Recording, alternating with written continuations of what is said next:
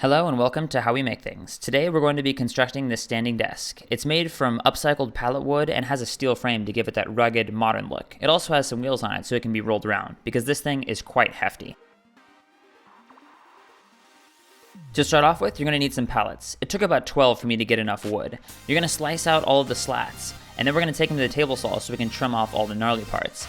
We want these boards to be as square as possible, so chop off the end grain and the side grain.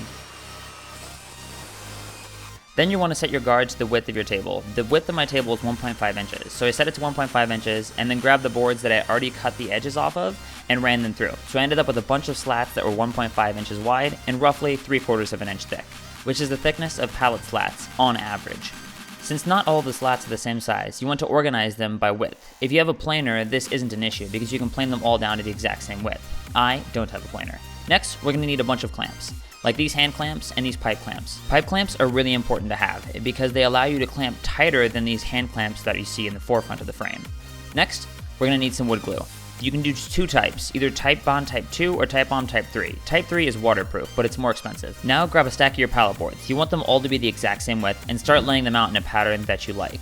You want to measure it to get the overall length of your desk. Mine, I wanted to be about 5 feet. This is where it gets messy. Apply the glue to one side of the boards and then brush it on there so it gets a nice even coat, otherwise it won't seal quite right. Next, you're going to flip it up to the board adjacent to it and then press it into each other. You're going to do this for each layer, so go to the other side and flip the boards on their side and apply glue and then roll them up. This is most easily done by laying all the slats out and then dumping glue all over them, then rubbing it on. I wanted to do this table in 2 different segments so that the first one would dry properly before I did the second one. I also wanted to test it out to see if I was doing it correctly. So I started off with the thinnest boards, which happened to be all oak, and I clamped those together overnight. When you start clamping, you want to start with the hand clamps and use a long board to hold the glued boards together. Hand clamp your boards together and make sure you go all the way across, giving even pressure. Then go back with some pipe clamps and start tightening them down. The pipe clamps really squeeze your boards together, so they're really important. But before you totally tighten it down, give the end boards a few hits with a hammer to make sure they're all level. I then waited 24 hours for the glue to dry and then did my next layer. My next layer I did all at once. Laid out all of the slats, spread some glue over them, and then spread out the glue with a little foam brush. Then I went through and laid up all of the boards against each other, making sure that the joints did not overlap with other joints. In other words, if there's a joint, you want to cover it up with a solid board so that it gives it more structural integrity. Go through all of these and then you're going to follow the process like you did before, clamping all of them down. This time though, you want to make sure you really do have a long board on either side of the table, so that as you clamp it together, it pulls all of the boards together tighter and nicer.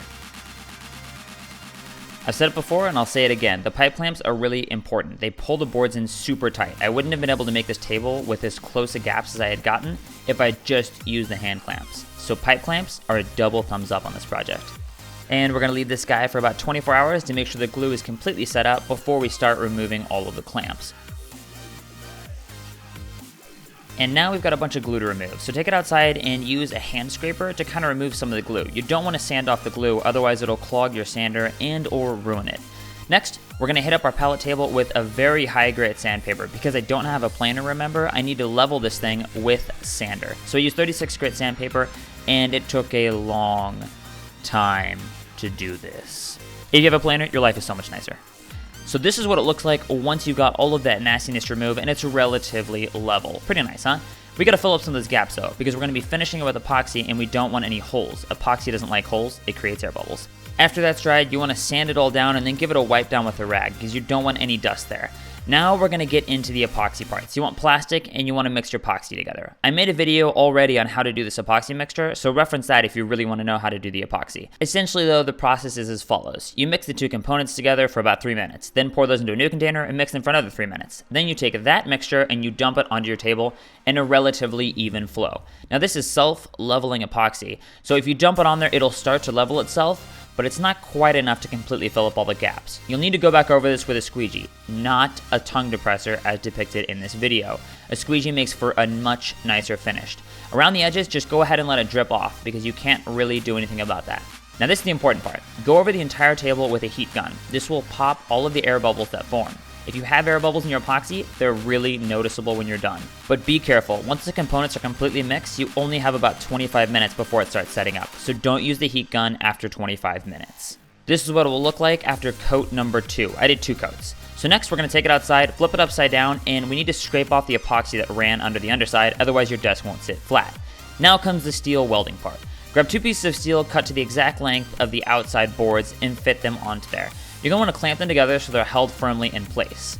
Now grab an underbar and clamp that to the 2 end pieces. This will be our cross structure so that it holds the steel bars around the wood. I'm not screwing the steel into the wood. You want to cover up your epoxy with a wool blanket so that it doesn't burn the epoxy. Wool is important because it doesn't catch on fire and there's a lot of sparks when you weld. You'll do the same procedure to both sides, so you'll have 2 underbars going on either side of the table. Now we're going to add some steel bar under the underside of the table to give some extra strength and hold the bar in the center together. The reason why we're using bar instead of tube is because bar has a lower profile, and I wanted my legs to be able to slide underneath the table with ease. I started off by doing a small weld, which is called a tack weld, to hold the bars in place, because the bars are more likely to bend and warp under the heat, so this is really important to do for this segment.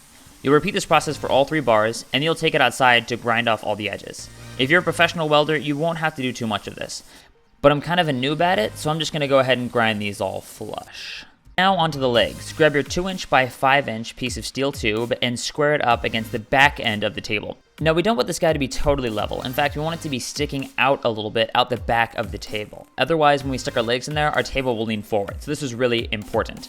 The L shape of our legs is made up by a 1.5" pipe. Square the 2 up and then weld them together. Next, I made 6 markings 1" apart. These will be the bolt holes for our adjustable standing part. We'll put the bolt through these and it will hold the top part of our frame up. The assembly looks like this, where the bolt fits through the 1.5" pipe and the 1 3/4" pipe slides down and the bolt stops from sliding any further. So the bolt will be bearing the weight of the desk up top. You can adjust it up to make it stand higher. I like these legs, but I wanted to modify them a little bit, so I made some squares to put around them. To do this, I just made a perfect square that had a small cutout on the backside so that I could screw it into the leg.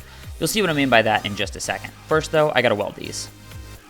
These squares are as much for support as they are for aesthetics. The desk looked a little bit weird with just the 2 legs sticking out the bottom side with a really tall platform up high. So I added these squares kind of to look good and kind of because I needed it. And this required a slight modification on the legs. I needed to drill through both of them so that I could put a bolt through the angle that I just created into the legs itself, but still allow the 1 3/4" tube to slide all the way down to the base. For the final piece, the wheels. I used caster wheels and a 1/4" tap so that the thing can roll around and I can bolt and unbolt the wheels super easily. And now for the finished product. It turned out really awesome. It's super beefy though and ridiculously heavy. If you're interested in hearing about the design process and some design flaws and possible modifications, go ahead and click on this video right here, where I talk about how this desk turned out and what I wish I had done differently. Thank you guys so much for watching, and I hope you enjoyed. Make sure to comment on what you thought about this video and what you thought about my project. Also, if you've got a great idea, throw it our way, especially in the comments below. I'd love to start a discussion about what you guys want made. Thanks again, and I'll see you next time.